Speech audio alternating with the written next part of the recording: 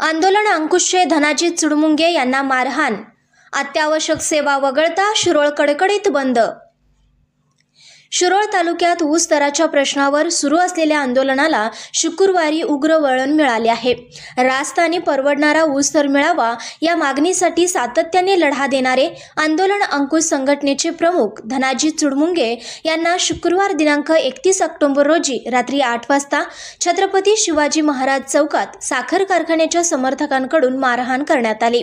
या घटनेनंतर शिरोळ व परिसरातील शेतकऱ्यांमध्ये तीव्र संतापाचे वातावरण निर्माण झाले असून आज शनिवार दिनांक 1 नोव्हेंबर रोजी शिरोळ अत्यावश्यक सेवा वगळता बंद ठेवण्यात आले आहे।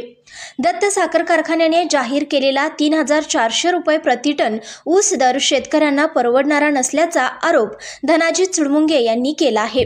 त्यांनी म्हटलं आहे की कारखाना फक्त FRP एवढाच दर देत असून साखर व इतर उपपदार्थांना चांगले भाव मिळूनही शेतकऱ्यांना नफ्यातील हिस्सा दिला जात नाही। या पार्श्वभूमीवर चुडमुंगे यांनी शेतकऱ्यांना ऊस तोड न घेण्याचे आवाहन केले होते।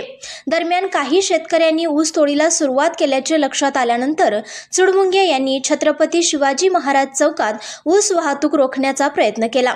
त्याचवेळी कारखान्याच्या समर्थकांनी त्यांच्यावर हल्ला चढवला। ट्रॅक्टर समोर उभे असताना त्यांना ओढत नेत असल्याचा व्हिडिओ सोशल मीडियावर व्हायरल झाला आहे। या घटनेच्या निषेधार्थ शिरोळमध्ये आज रोजी बंद पाळण्यात आला आहे।